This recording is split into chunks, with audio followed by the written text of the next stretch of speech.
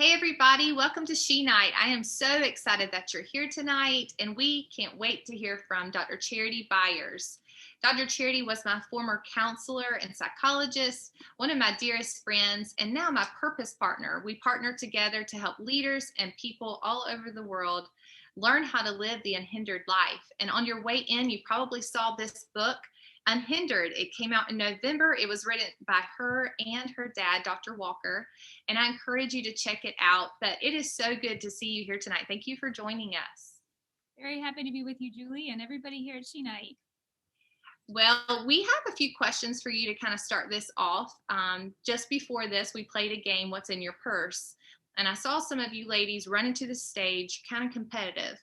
But I need to know what's in your purse. Before I ask you that question, I'm going to share what's in mine.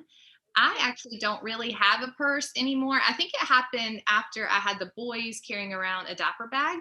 I just don't carry one. But if I were going to carry one or go on a trip, here are three things that I would probably have in my bag. I would have some AirPods because, I need to make sure I can't hear the boys on this trip if they're with me. And I would actually have a bag of medicine. I will have a bag of medicine for anything you may need or I need or anybody around me. I come prepared. And probably my third thing is some gum, not just any gum. I do not like spearmint gum. It has to be peppermint gum. I love that gum. It kind of calms me down. So what would be in your purse or your backpack, whatever? Well, yes, we are definitely friends here because I don't carry a purse either. I don't know what happened to that, but it just doesn't happen much. But, what are the things that would need to go in it? I think one is those, got to have some kind of mints, but not the minty ones. I like those like sour ones, so some sour mints for sure, because those are just fun. I'm with you on the medicine, but not just medicine for everything. You got to have Advil. Advil cures all. You gotta have that. And then always a snack. I mean, I just don't go anywhere without something just in case. You never know. So, yeah. So what would your snack be?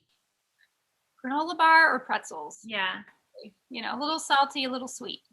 What's kind of interesting that all of you should know out there is that we've actually never met in person. So, I think one time you asked me, how tall are you? So I don't even know how tall you are or what you would carry in your purse or what snack you would have. But yet you know me better really than anybody. I tell that to people all over. I actually have coined the phrase, you put me back together again. So you know everything about me. But when we get together finally in person, I'm going to have to look through your purse if you have one to see what's in it. Gave away my secrets. So, well, all of you out there, I know you're competitive because I just saw it. You were racing to the stage. You were bringing what's in your purse to get a prize. So if you're competitive out there, go ahead and raise your hand. I will be raising my hand too. Are you competitive? Okay. I think one of the reasons I'm competitive is because I had two older brothers growing up. So I always had to find my place and make sure that they, knew I could hang with them. So what about you, Charity? Are you competitive? yeah, I grew up an athlete. So, one of my big sports was swimming. And I think that was the sport that brought out the most competition from me. And, my parents used to call me the little tiger because, I would get up on the starting blocks and just like ready to beat anybody in the pool. And you're talking about the competition that you saw in the room there just now when you were playing that game with the crowd. You saw it come out of them, and there can be such a good side to competition where it just brings out the want to. It brings out the spirit in us. It brings out that energy that just makes us want to push harder and go on. And I definitely saw that when I was a swimmer as a kid. Just knowing that there was somebody in that next lane over who wanted to beat me, that was the good kind of competition that just made me work harder and just swim faster. So, I think it's good to be talking about competition because we're really going to be talking about competition in a different way in a few moments. And, this example here of how we compete in, the sports world, it shows us that healthy competition that again brings out the best in us. But there's also another kind of competition. It's the bad kind of competition. It's unhealthy competition that holds us back as we're trying to win the race. And it's like if you imagine me as a swimmer again, it's like that athlete in the next lane over who gets in your head.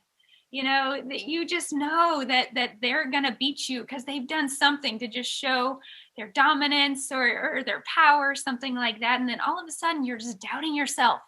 And all that, energy and want to and motivation is just gone. And so, that kind of unhealthy competition gets in our way.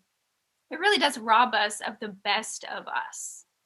We're not in an athletic race here. Hebrews 12:1 tells us that we are to run the race that is set before us with perseverance. Our race is not other churches that are represented here. That's not our competition. Our competition could actually be coming from within ourselves. Can you talk a little bit about that? Yeah, absolutely. You just brought up Hebrews 12:1. Another part of that verse is where it says that we have to throw off everything that hinders and the sin that so easily entangles to run the race before us, as you shared with us. And I think what's so important about that language is that it shows us that there is something within us that can be getting in our way. And, it points out two things here. One of those is sin. And I think most of us are quite aware that we need to get sin out of our life. But it says there's also all these things that hinder us that we have to throw off. And what are they talking about there? I think what they're meaning is that there are things within our heart that aren't sin. They're not just bad behaviors, but there are things within us that have been taught to us by the life that they've lived. There are things within us like fear or insecurity or shame or all kinds of things that just get in the way of us exercising our faith the way that we wish we could. They make it hard, perhaps, for us to trust God the way that we really want to, or to be bold enough to use our voice to talk to somebody about Jesus who doesn't know him yet.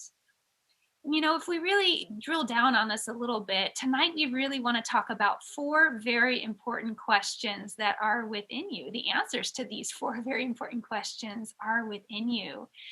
And, the way that you answer these questions is so important to you being able to have the capacity to live out your faith the way that you want to trust God, to hope in God, to just live out of everything that God says you are. And I want to talk about these four specific questions tonight. But before we do, I just want to say a couple things about them. First of all, get ready for your answers to these questions to surprise you. It's actually not as easy to understand your answers as it might seem when you first hear them. So just be ready to be surprised by your answers. And be ready to think really hard about how your heart might answer these questions, not just your head. Our heads, they get the benefit of understanding these questions with reason and logic and rationale. But our hearts are just trying to understand these questions with intuition and experience. And unfortunately, there are so many things that our hearts have experienced through our life stories that don't line up with the things that God says are true. And so there's so much competition going on sometimes inside of our hearts. And so we really have to take time to evaluate these questions. Let me go ahead and just share these questions with you. And as I do, I just want you again to think deeply about them and not just listen for your gut reaction to, oh yeah, that's what I believe, but to really deeply consider how your heart might respond to these questions. So here they are. The first question is this: is God good? And is he really good all the time? The second question is, are you good even though you're flawed? And the third question is, are other people good even though they're broken? Is there really goodness in humanity? And the fourth question is life good? Is life good even though it's really difficult? So these questions may sound really simple, but they're actually pretty profound. And the answers to them are just so incredibly important to the foundations of our faith. And when we say no, or I'm not sure, or I haven't really thought about that to these questions, there's already a little bit of unhealthy competition going on there for our faith. It takes us being able to say yes with a great deal of confidence in order for us to really live out the faith that we know, to live by the things that we believe in, and for those to really be the things that we can experience as real and true and good, which is just the heart of living out a life with Christ. Yes, I know when you asked me these questions, I remember the counseling session and I remember thinking, okay, I know I need to answer yes to all of these things. And I think at first I did, but then I went back to question number one: is God good? And some of us here tonight, if we're honest, our heart may say something different than our mouth. We know He's good, but sometimes things in our heart hinder us from even knowing how we truly feel about it. And I remember when I was honest about that question, and when I said, I know He's good, but what about this time in my life? Where was He at? And I'm going to talk about that a little bit later more. But can you help us understand when we say no to these questions, how does that compete with our faith? Mhm. Well, I think first of all, Julie, it's so important that you're beginning to help us understand here how our life experience just can compete with what we want to be true and even what we think is true. And I hope we can continue to talk more about that through this conversation. Your question right now is, how do those things compete with our faith? And this is also a really important question. There are two major tenets to our faith, and those two things are the capacity for trust and the capacity for hope. And every time we say no to one of these questions, it robs us of some of our trust or some of our hope. And when we're absent of those things, or we doubt those things, or we can't find those things as deeply as we want to, it really does interfere with our capacity to be living out a bold faith where we just have that assurance that God is with us, or that He's trustworthy, or that we are who He says we are. So here's just maybe a couple of other more specific examples of how that can play out. Think about this. If you don't have a solid trust and hope, it's really hard to really surrender yourself to God, like let go of the outcomes of your life, or not try to control the way you think things should go, because there's just a little doubt in your mind that says, I'm not sure He's actually on my side. I think He is. I want Him to be, but I'm not sure. I'm fully convinced that I can actually trust Him to take care of things and help me be okay and let this all go in a way that would be good. Or think about this: without deep trust and hope, it's really hard to be resilient when life gets really hard, because you look forward and all you can see is how it's not going to be okay. You see the ways you're not going to be protected, or it's not going to be taken care of. And that makes it really hard to want to keep going on, or to find the strength to pick yourself up when life keeps trying to beat you down. Or think about it this way: without without a lot of trust in who God says you are, you always live with that little voice of self-doubt somewhere inside of you that gets in the way of you showing up with confidence, or walking in security, or being able to use your voice the way that God wants you to. So it can interfere in so many ways with just us exercising the things that are the real display of the faith that's within us. And so trust and hope, these are these two key foundations of our faith. And every time we say no, or I'm not sure, we rob ourselves of just a little bit of that trust or a little bit of that hope. I really like this quote from your book, the chapter on heart logic. I'm just going to read it here. It says, most of us haven't truly stopped to evaluate the contents of our heart. We simply move through life with our heart's unseen voice shaping our conclusions about the things and people around us. The problem with this kind of living is that our hearts are pretty good at convincing us that we are wise to listen to them, even when they're misleading us. Our hearts think they know what is good and bad, but too often they're wrong. Yeah.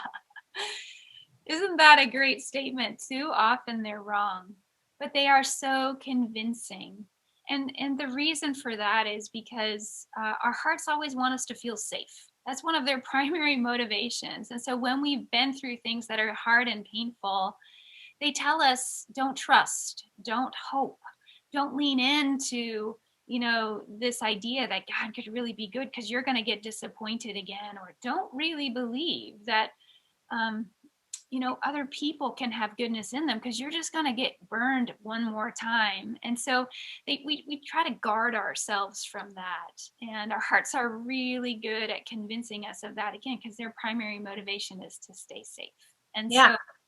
so, it just makes this feel right and good and normal. And that causes us to live so much of our lives without really ever evaluating our answers to those questions.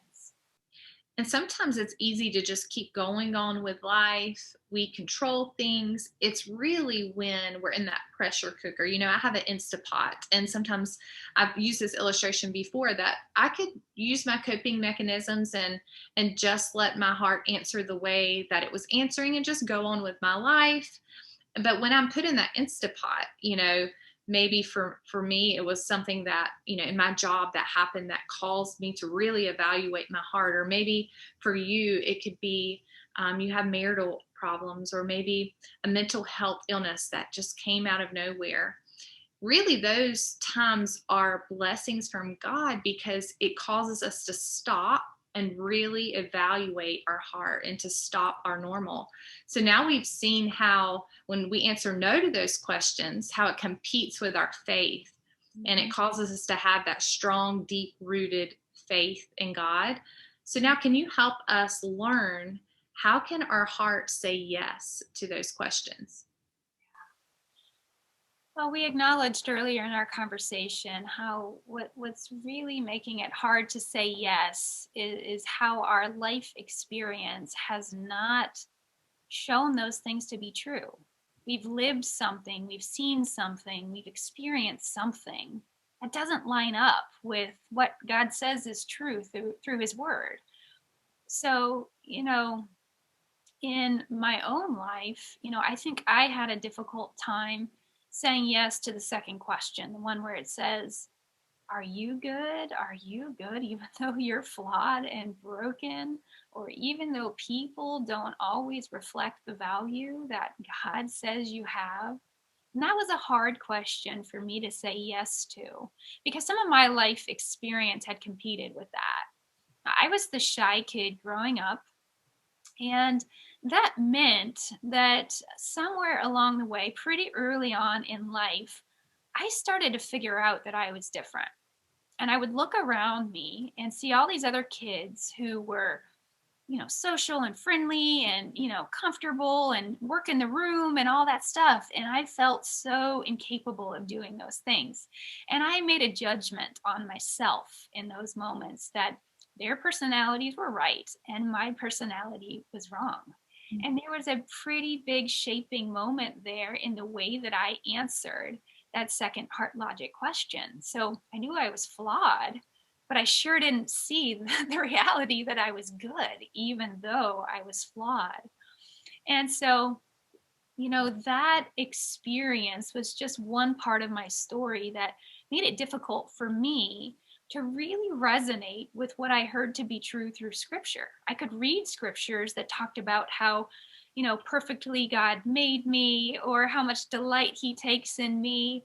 And I actually had amazing parents as well who echoed that truth and who said the same things to me that God would say of me. And so it wasn't as if I was, absent of any input that would have reflected God's truth and God's voice. But there was something really powerful about that experience for me, being the shy kid who judged herself as inadequate and wrong, that competed with that.